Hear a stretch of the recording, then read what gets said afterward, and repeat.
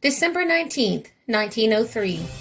The A.A. Parker was a 246-foot-long wooden-hulled steamer employed in the coal trade on Lake Superior. She was 1,660 gross tons and was built in 1884 in Cleveland. The A.A. Parker was owned and operated by the Gilchrist Transportation Company at the time of her last voyage. The Parker had loaded iron ore at Superior, Wisconsin, and was steaming to Cleveland when a furious southwest gale blew in. As the storm intensified, the Parker began to take on water. Captain White knew he was past Keweenaw Point and was heading to Whitefish Point to anchor and ride out the storm there.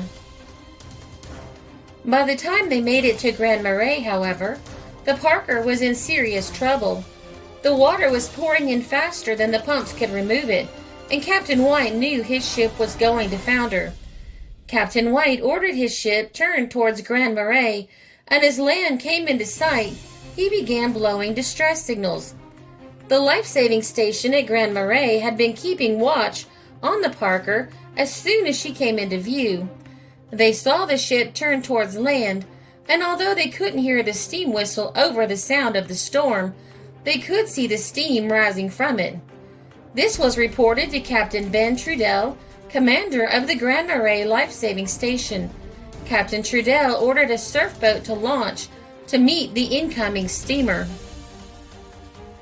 They had the wind at their backs, and the life-saving crew rowed 4 miles to the Parker in less than an hour.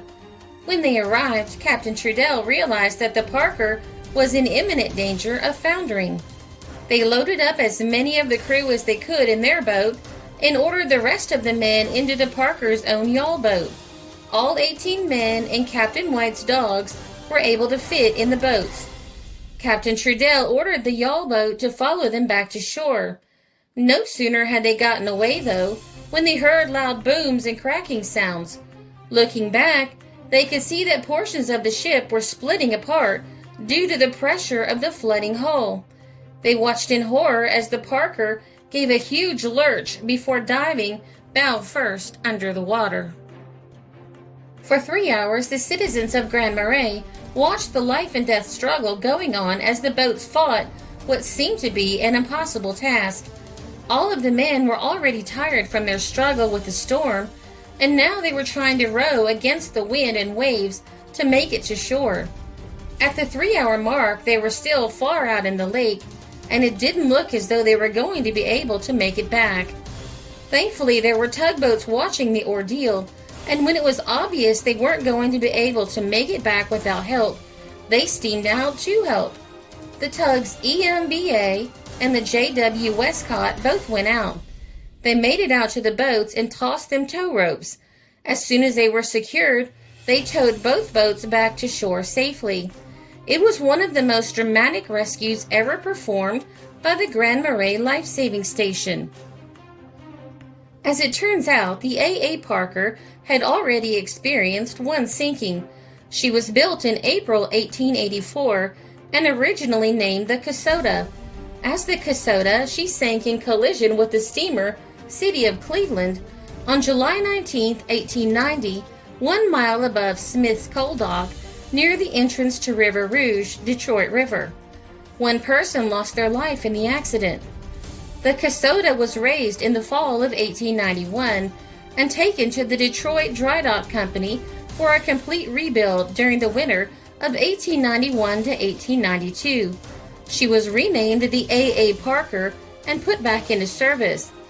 Only 1 week before the Parker foundered off Grand Marais, she was anchored near Pequaming. About noon, she whistled for help, and the tug Hebbard promptly responded. The boat was leaking, and there was about 7 feet of water in her hold. The pumps were not working, but were soon placed in action, and in a few hours, all danger seemed to be over, and the Parker left early the following morning. The A.A. Parker shipwreck was finally discovered in the summer of 2001 by a shipwreck research crew from the Great Lakes Shipwreck Museum at Whitefish Point.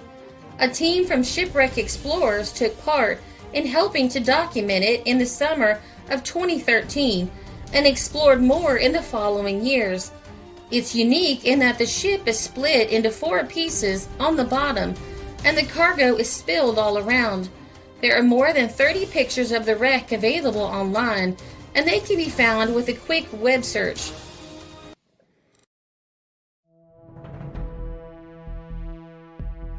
This article was assembled from information in the Liance Sentinel, September 26, 1903, the St. Paul Globe, September 20th, 1903, and the Online Ship Database.